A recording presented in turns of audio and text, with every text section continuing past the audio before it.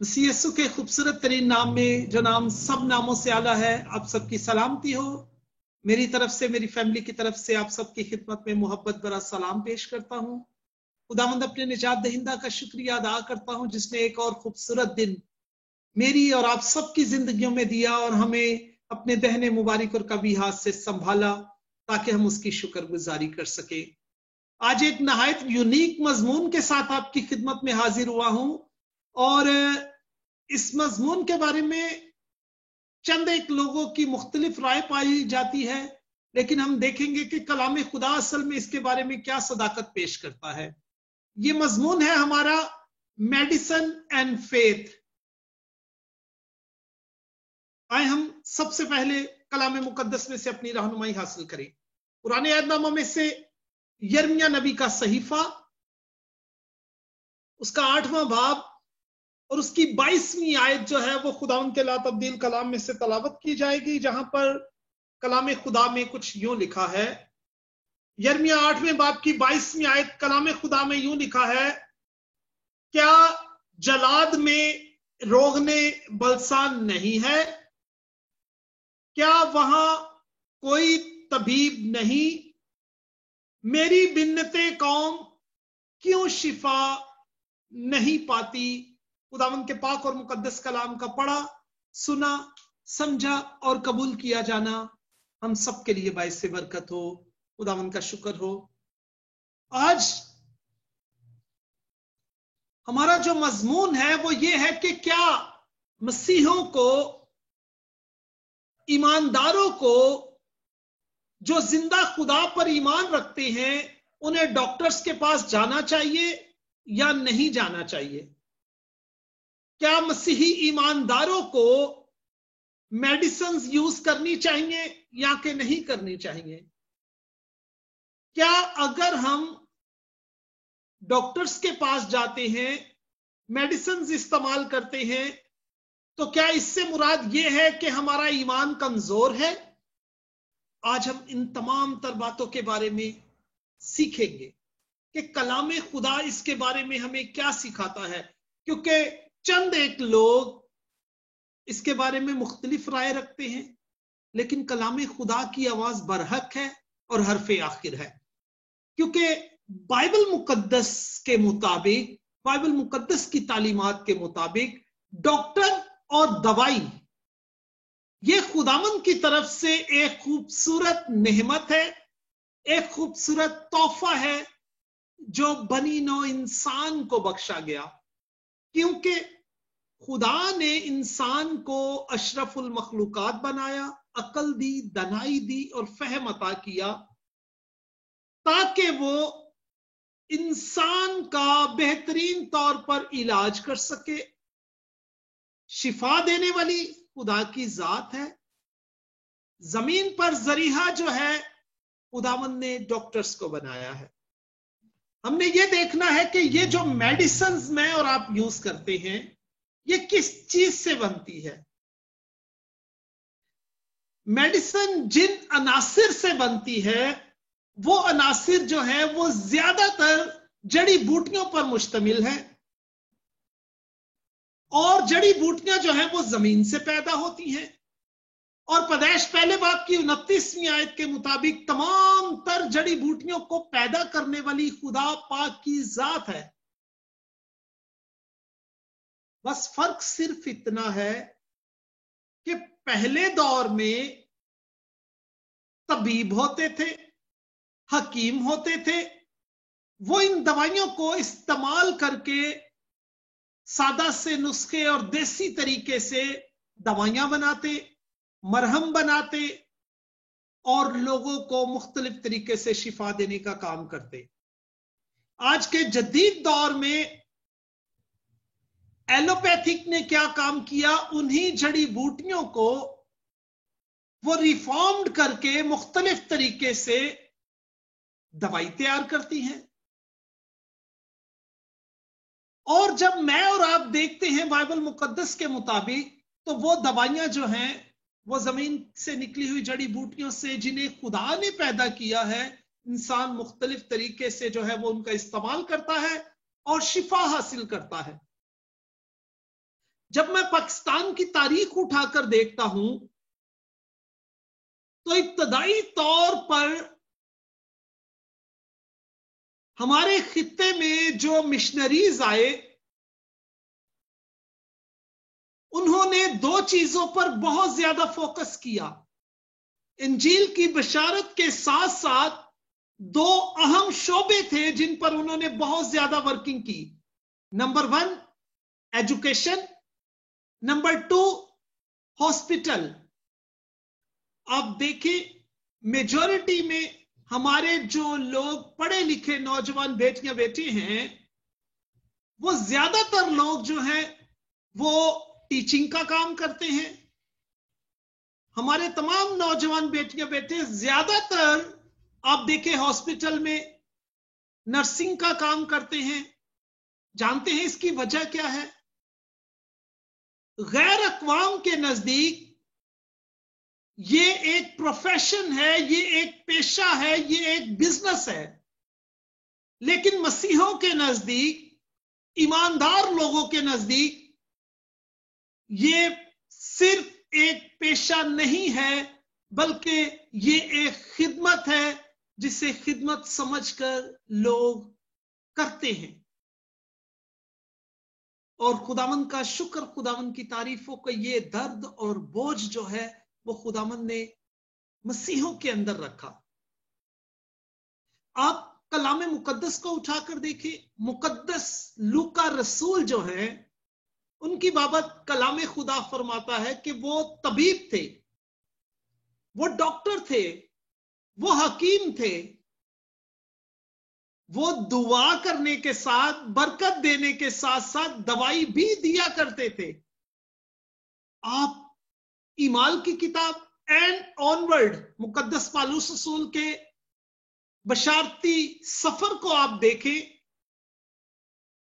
तो मुकद्दस लूका जो हैं वो उनके साथ साथ आपको नजर आते हैं पूरे बशारती सफर में, ताकि रास्ते में अगर कोई तकलीफ होती है, बीमारी होती है, तो ये उनको भी देखते। अब हम चंद एक मिसालों की तरफ देखेंगे जिन्होंने मेडिसिन को यूज करके शिफा हासिल की। पैदाइश 30 बाब की 14वीं आयत में माफ कीजिएगा, पैदाइश 30वें बाब की 14वीं आयत में एक आयत लिखी है। बुजुर्ग याकूब की जो वाइफ थी राखल, वो बांझ थी, उसके कोई औलाद नहीं थी। और लैया के बेटे रॉबिन को जब वो खेतों में काम कर रहा था तो एक चीज मिली, उसे मर्दम गया कहा गया है। ये एक खास तरह की जड़ी बूटी है। और जब राखल को इस बात का पता चला कि लैया के बेटे को मर्दम गया मिला है, तो राखल ने लैया से कहा कि अपने बेटे से ये मर्दम गया मुझे लेकर दो। जानते हैं क्यों? क्योंकि ये भांज औरतें इस मर्दम गया का इस्तेमाल करती और खुदावंद उन पर रहम, करम और फजल की निगाह करते और उनके रहम को खोलते और वो साहिबे औलाद होती। और उसी हवाला में जब आप आगे चल के पढ़ते हैं, इस मर्दम गया, इस जड़ी बूटी के इस्तेमाल के बाद जो है राखल जो है वो साहिबे औलाद हो गई।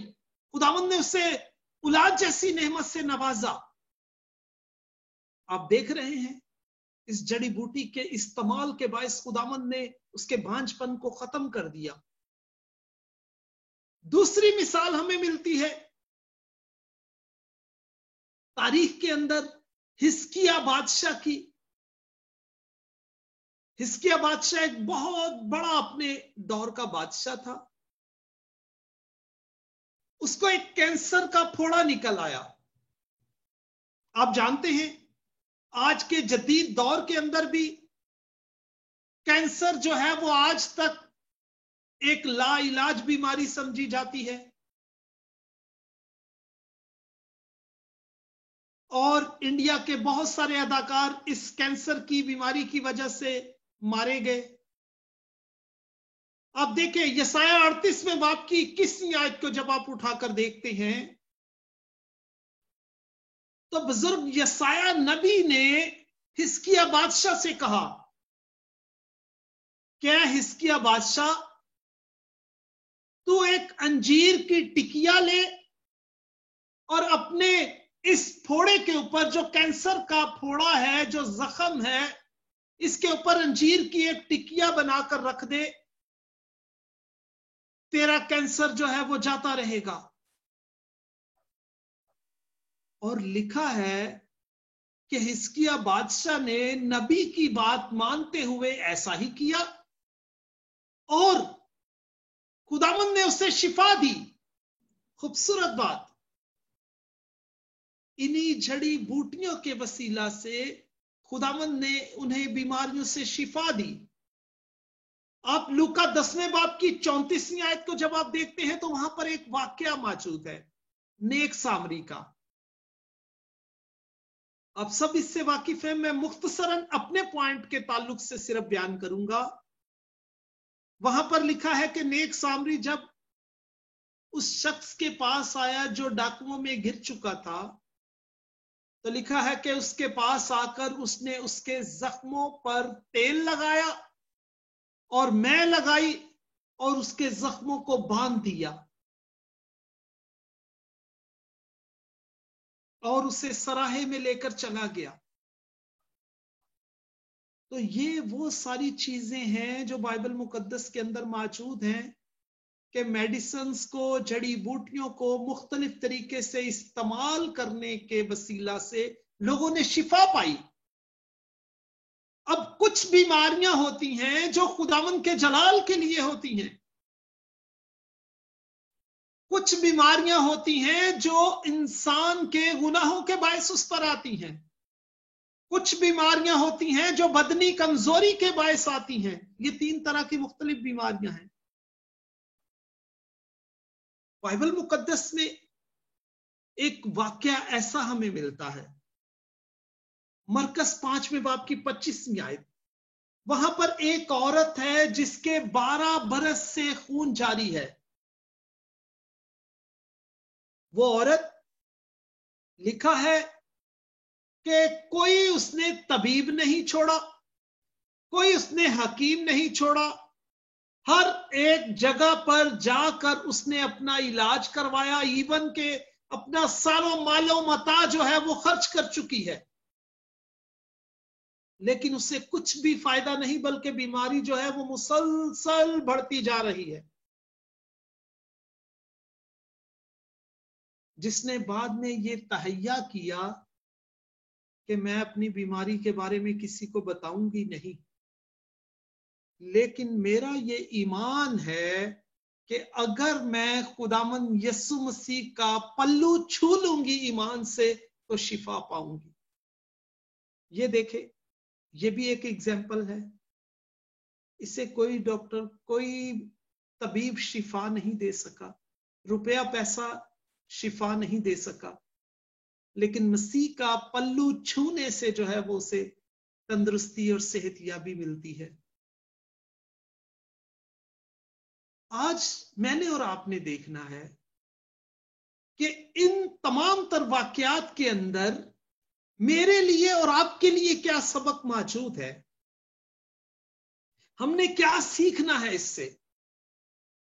सबक के तौर पर हमने अपने जहन में रखना है, जब भी कोई बीमारी होती है हमें डॉक्टर्स के पास जाना है, मेडिसिन का इस्तेमाल करना है, लेकिन जो सबसे अहम बात यह है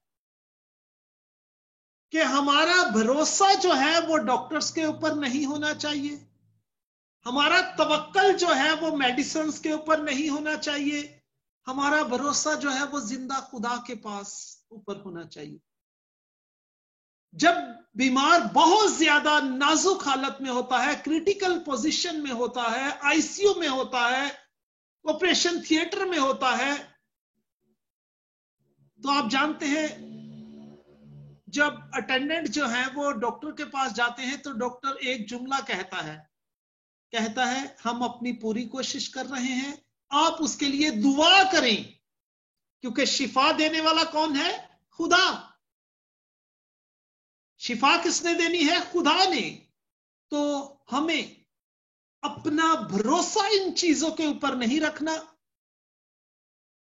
अपना भरोसा खुदामंद पर रखना है, ईमान खुदामंद पर रखना है। शिफा देने की कुव्वत, कुदरत और इख्तियार सिर्फ और सिर्फ खुदामंद यीशु मसीह के पास है। दो तरह के डॉक्टर्स हैं, एक जिस्मानी बीमारियों से शिफा देती हैं और दूसरे रूहानी बीमारियों से। जिस्मानी बीमारियों के लिए खुदामंद ने डॉक्टर्स मुकर्रर किए हैं और रूहानी बीमारी के लिए खुदामंद यीशु मसीह शाफी बनकर इस दुनिया में आए, और वो जिस्मानी बीमारों को भी शिफा देते और रूहानी गुनाह आलूदा जिंदगी या जो खुदामंद से दूर थी, जो गुनाह की बीमारी में मुब्तला थी, खुदामंद ने उनको भी शिफा बख्शी। और मैं और आप एक बात याद रखें, हमारी जिंदगी में ऐसी ऐसी एग्जाम्पल्स मौजूद है, ऐसी ऐसी गवाहियां मौजूद है। डॉक्टर जवाब दे देते हैं कि अभी इससे आप घर लेकर चले जाए, जो खिदमत हो सकती है वो आप करें, अभी ये ज्यादा देर जिंदा नहीं रह सकते। डॉक्टर जवाब दे सकते हैं, लेकिन मेरा और आपका खुदामंद जो है वो कभी आपको जवाब नहीं देगा। वो फिर भी आपको गले से लगाएगा और आपको लाजर की तरह कब्र में से भी जिंदा करने की कुव्वत, कुदरत और इख्तियार रखता है। डॉक्टर जवाब दे देंगे, खुदावंद आपको शिफा देने की कुव्वत, कुदरत और इख्तियार रखता है। क्योंकि जहां डॉक्टरों की अकल, दनाई, फहम, इल्म खत्म हो जाता है, वहां से मेरे खुदावंद का जो है इख्तियार और उसकी कुव्वत और कुदरत का आगाज होता है। वहां से हमारा भरोसा जिंदा खुदा के ऊपर होना चाहिए। एक शख्स ऐसा हमें मिलता है, दूसरा तवारीख 16वें बाब की 12वीं आयत में, वहां पर लिखा है, और यहूदा के बादशाह आसा की सल्तनत के 39वें बरस में उसके पांव में एक रोग लग गया, और रोग जो है वो मुसलसल बढ़ता चला जा रहा है। एक बीमारी लग गई, बीमारी बढ़ती जा रही है। जो खतरनाक बात थी वो ये थी कि तो भी उस आसा बादशाह ने अपनी बीमारी में खुदावन का तालिब नहीं हुआ, बल्कि तबीबों के पीछे जाता रहा, तबीबों को जो है वो ढूंढता रहा और उनका खाहा रहा। ये बात गलत थी। हमारा ईमान खुदावन पर होना चाहिए। हम डॉक्टर्स के पास जाएं, मेडिसिन इस्तेमाल करें, जो डॉक्टर्स हमें बताते हैं एहतियात, उसके मुताबिक हमें करना है, इसमें कोई दो राय नहीं पाई जाती। खुदावन उनके वसीला से भी हमें शिफा दे सकते हैं, लेकिन शिफा सिर्फ और सिर्फ खुदावन के हाथ में है। और अगर हम डॉक्टर के पास जाते हैं तो हमारा इसका हरगिज भी आपने ये नहीं सोचना कि हमारा ईमान कमजोर है। हरगिज भी ऐसा नहीं सोचना कि हम मेडिसिन अगर इस्तेमाल कर लेंगे तो ये हमारा ईमान कमजोर हो जाएगा। इसका ईमान के साथ कोई लेना देना नहीं है, क्योंकि उसी खुदा ने जिसने मुझे और आपको जिंदगी अता की है, उसी ने डॉक्टर को अकल, दनाई और फहम अता किया ताकि वो आपका इलाज कर सके। तो आज नतीजे के तौर पर हमने ये अपने साथ लेकर जाना है कि खुदावंद शिफा देने की कुव्वत, कुदरत और इख्तियार रखता है। हमने डॉक्टर्स के पास जाना है, भरोसा खुदावंद पर रखना है। दवाई खानी है, उससे पहले दुआ करनी है कि खुदावंद मेरा भरोसा इस दवाई पर नहीं है, तुझ पर है, तो इसे ब्लेस कर ताकि ये मेरे लिए शिफा का बायस बने और ये हमारे लिए बायस से बरकत हो। खुदावंद मुझे और आप सबको आज के पाक और मुकद्दस कलाम के वसीला से बेहद बरकत दे। आमीन। God bless you all.